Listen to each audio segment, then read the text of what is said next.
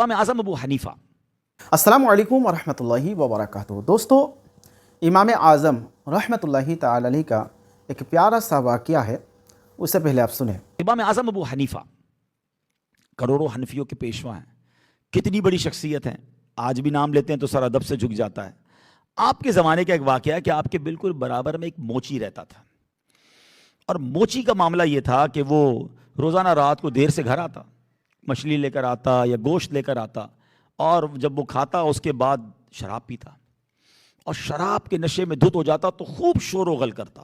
اب ذرا غور کریں کہ وقت کے امام ہیں، کتنی عبادتیں کرتے ہوں گے، کتنا مطالعہ کرتے ہوں گے، فتویٰ لکھنے کے لیے کانسنٹریشن کتنا چاہیے۔ شاید ہم میں سے بہت سارے لوگوں کو نہیں پتا، اسٹوڈنٹ سے پوچھے جب ان کو امتحان کی تیاری کرنی اور برابر میں شور ہو رہا ہو، وہ پڑھ ہی نہیں سکے گا، جس کو کانسنٹریشن ریکوائرڈ ہے نا، اس کے لیے اس کی کل کرتا ہے کانسنٹریشن کو شور و غل۔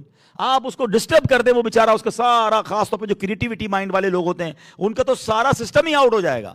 اب جس کو فتویٰ لکھنا ہے، جس کو دین کی کتابیں لکھنی ہے، جس کو کتنا بڑا کردار ہے امام اعظم کا، اب برابر میں موچی کون ہے؟ جو روز شراب پی رہا ہے، روز شور و گل کر رہا ہے۔ اچھا، کئی راتوں تک یہ سلسلہ جاری ہے، امام اعظم برداشت کر رہے ہیں۔ ایک وقت ہوا کہ ایک رات ہمسائے کی آواز نہیں سنی۔ اچھا، ہم جیسا کوئی بندہ ہوتا کہتا جان چھوٹی، لگتا ہے مر گیا، جان چھوٹ گئی۔ امام اعظم کہہ رہے بندہ کدھر گیا؟ آج اس کی شور کی آواز کیوں نہیں ہے؟ Try to understand the mindset. آپ نے معلومات کی کہ بھئی یہ کیا ہوا، یہ پڑوس سے آج کوئی شراب پینے کے بعد کوئی شور و غل کی آواز نہیں، کوئی گل گپاڑا نہیں۔ تو پتہ چلا صبح کسی نے بتایا کہ کل رات اس کو شراب پی کے کہیں نکلا ہوگا، سپاہیوں نے پکڑ لیا اور لے کر اس کو بند کر دیا ہے۔ اچھا، پھر ہم ہو تو کیا کہیں؟ چلو بھائی جان چھوٹی۔ اللہ اکبر، دل کیسا ہوتا تھا اللہ والوں کا، سبحان اللہ۔ آپ پہنچ گئے کوتوال کے پاس، امام اعظم خلیفہ کے پاس پہنچے۔ جیسے ہی خلیفہ کو پتہ چلا کہ امام اعظم ابو حنیفہ میرے پاس ہے، وہ دروازے پر آیا اور آپ کی سواری کی لگام، اگر اونٹ پر تھے تو اس کی لگام تھامی، بڑے ادب سے شاہی دربار میں لایا۔ کہ حضور آپ نے کیوں کرم کیا؟ آپ کہتے میں آپ کے پاس حاضر ہو جاتا۔ اتنا بڑا مرتبہ تھا امام اعظم کا۔ امام اعظم فرماتے ہیں میرا ایک موچی کسائی تھا، موچی میرا پڑوسی ہے، اور رات تمہارے سپاہیوں نے پکڑ لیا ہے، میں اس کی آزادی کے لیے آیا ہوں۔ اس کی آزادی کے لیے امام اعظم خلیفہ کے پاس پہنچ گئے۔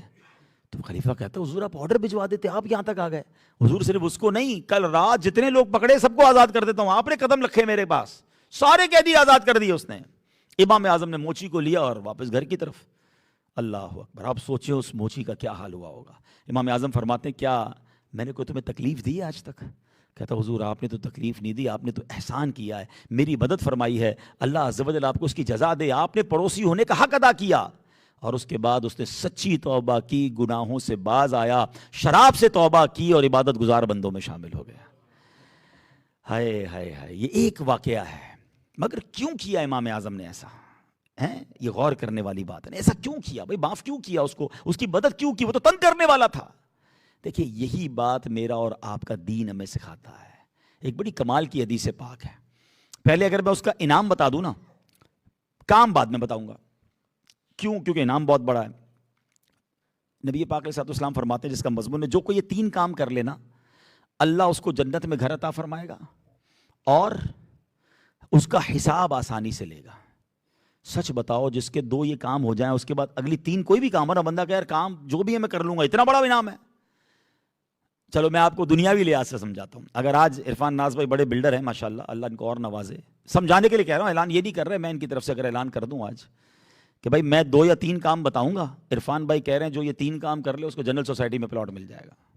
آپ بولیں گے کام جو بھی حضرت پلاٹ بتائیں کون سا ہے؟ 3 کام کے بعد پلاٹ، وہ بھی جنرل سوسائٹی میں؟ مجھے بتاؤ جنرل سوسائٹی کا پلاٹ بڑا ہے، میں تو نبی پاک کا وعدہ بتا رہا ہوں اللہ جنت میں گھر دے گا۔ تو پھر تو وہ 3 کام تو کوئی بڑی چیز بنتے ہی نہیں نا۔ اور وہ 3 کام ایسے نہیں ہے کہ 2 ہاتھ کاٹ دو، 1 پیر کاٹ دو یا اپنے بچے کو ذبح کر دو، نہیں، ایک طرح سے ایزی ہے، ایک طرح سے مشکل ہے۔